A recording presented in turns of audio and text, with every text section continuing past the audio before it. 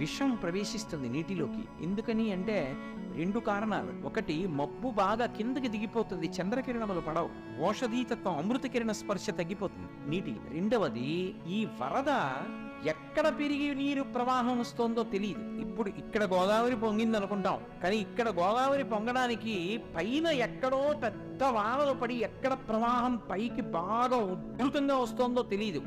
అలా వస్తున్నప్పుడు ఏదో పుట్టల నుంచి ఎక్కువచ్చేస్తుంది. వచ్చినప్పుడు పుట్టల్లో కలుగుల్లో ఉన్నటువంటి పెద్ద పెద్ద పావులు నీటిలో కొట్టుకొస్తూ అవి విషాన్ని చిమ్ముతాయి.